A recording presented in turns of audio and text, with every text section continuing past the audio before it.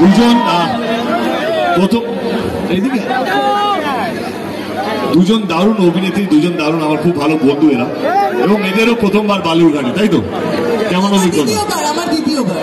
ও তাই? আমি এর আগে একবার এসেছিলাম এবং বালুরঘাটে প্রচুর থিয়েটারের চর্চা খুব ভালো হয়। আর অনেক নাটকের দল আছে, আমি ঠিক বললাম তো?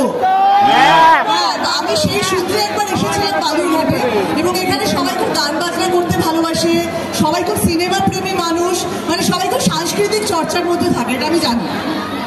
মানে তুমি বলতে চাইছো যে আমরা একদম ঠিক জায়গায় এসেছি, তাই তো?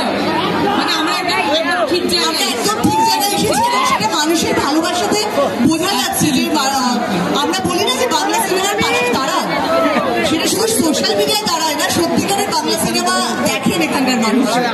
একদম।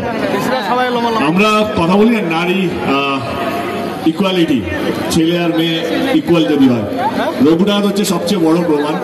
আমি আর অনির্বাণ যতটা না ফাইট করেছে, আমার মনে হয় ইদিকার সৈনী তার চেয়ে বেশি ফাইট করেছে পুরো ছবি জুড়ে। হর্স রাইডিং থেকে ওরা কি করেনি, মানে আমরা হর্স রাইডিং ট্রেনিং এ গেছি, সোহিনী ইদিকা এরা দুজনে হর্স রাইডিং ট্রেনিং এ গেছে, লাঠি কিভাবে চালাতে হয়, তলোয়ার কি করে চালাতে হয়, ফাইট কিভাবে করতে হয়, সমস্ত কিছু ট্রেনিং দিয়ে গেছে। আমি বলছি বাংলা ছবি আপনারা অনেক দেখেছেন, কিন্তু আমি কথা দিয়ে গেলাম আজকে রঘু ডাকাতের মতন ছবি আপনারা আগে দেখেননি। যেটা বিশ্বাস করার জন্য আপনাদেরকে রঘু ডাকাতে একবার অন্তত দেখতে হবে।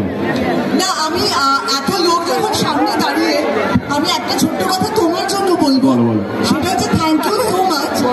শুধুমাত্র রঘু ডাকাত তৈরি করার জন্য নয়, বা এটা সেই সিনেমাটা বানানোর জন্য তোমার যা অবদান আছে তার জন্য নয়, খাদানের মতো ছবি থেকে বাংলার দর্শক যে আবার হলমুখী হলো, তারপরে ধূমকেতু রিলিজ, এইভাবে প্রমোশন সবকিছু নিয়ে, তার জন্য বাংলা ইন্ডাস্ট্রির আমিও তো একজন সদস্য, সবার তরফ থেকে থ্যাংক ইউ সো মাচ যে আবার তুমি বাঙালিকে হলমুখী করতে পেরেছো, এবং তোমার জন্য এত মানুষ জড়ো হয়েছে, তার জন্য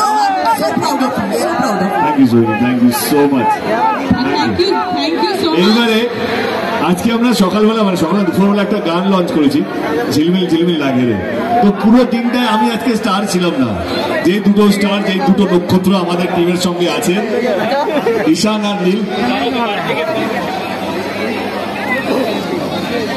নীল আমার অনেক পুরনো বন্ধু, ওর প্রথম ছবি কিশমিশ আমার সাথেই ছিল, ঈশানেরও প্রথম গান আমার সাথে, কবির একটা গান গেয়েছিল, এরা দারুণ গান গেয়েছে।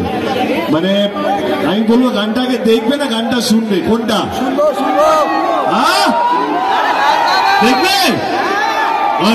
আমি বলবো ঝিলমিল ঝিলমিল আগে গানটা দেখে নি।